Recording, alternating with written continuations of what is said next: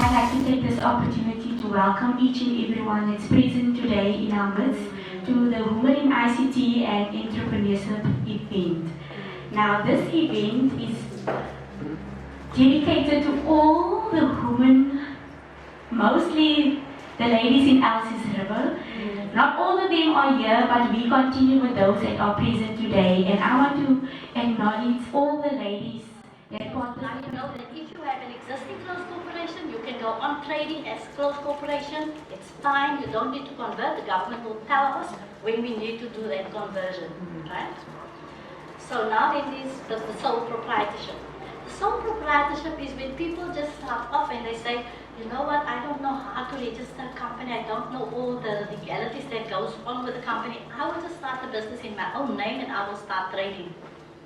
What they don't understand or know is that there is no separation between the assets and the liabilities of yourself as a private person and the sole proprietorship. So if your business is in trouble and you have a lot of debt and liabilities that you run into, you can be declared insolvent in your private capacity because they can come and attach your personal and private property.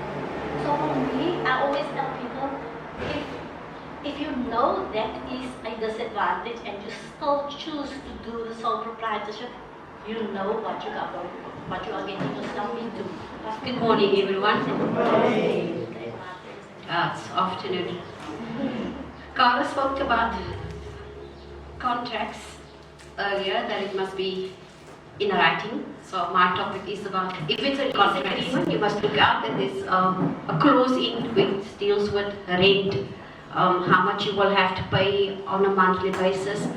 If the agreement is for more than 1 year, they normally have an escalation clause in there. So when you lease property, just make sure that there is an escalation clause in and that you're not caught by surprise, like if they say at a later stage. No, but you know, it must be 10% or 20%, so you negotiate it beforehand.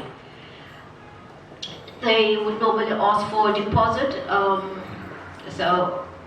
and then once after the contract has terminated, just make sure that you get your money back. So the deposit clause must actually state that you get your money back at the termination when the contract terminates, either within 7 days, 14 days, 21 or 30 days. So make sure there's a time frame attached to when you get your deposit back when the contract terminates. Then you will also have the obligations of this lessor and the lessee. The lessor is the person who you lease the property from, and the lessee is you.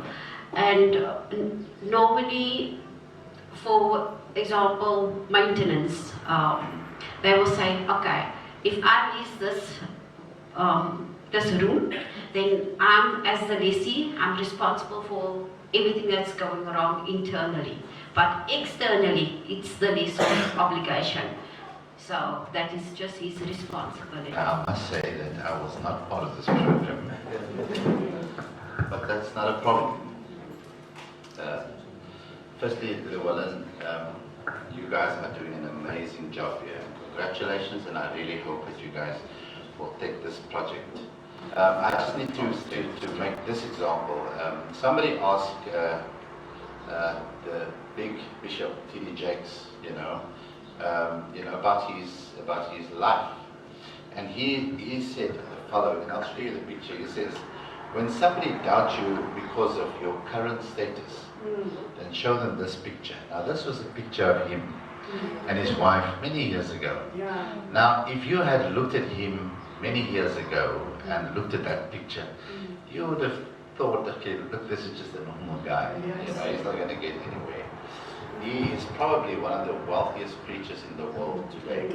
I had the privilege to meet him the other day, and we deliberated a little bit, and that goes the same for you. Don't let anybody look at you and determine who you are by just looking at them. There are so much inside of us. Don't let your area, where you're coming from, be your limitation. Everything that we can be is inside of us. Too many people are waiting for the government to make it happen. It's not going to happen. too many people are waiting for somebody else to make it happen. It is absolutely not going to happen. If it's going to happen, it's up to you to make it happen. You know, I'm here this morning, and before I just go and introduce myself, and I just want to say I'm really just blown away. Well done, Llewellyn. Well done to you, your wife, your team, to everybody on the board. Well done. Thank you also for believing in him and supporting him, because you know, as a leader, it's not easy. I can speak from experience, but having a team behind you, and I see you have definitely a strong team, I want to wish you all best moving forward. And we are specifically in the ICT trade.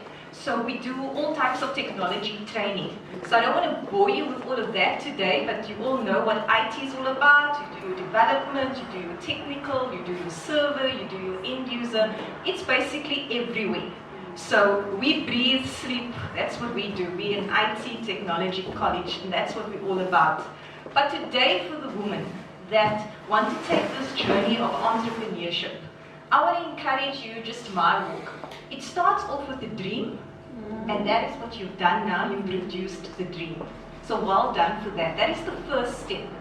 The second step is obviously you have to build within yourself that motivation that no matter what, you're going to make that dream a reality.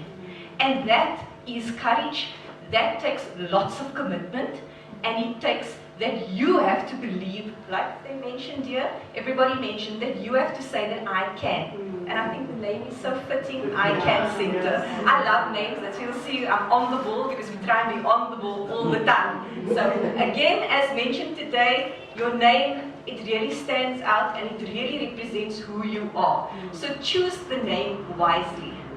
Very important to make sure that you do things right at the beginning. That was, foundation is key, and I started the right way, and that's why I could build.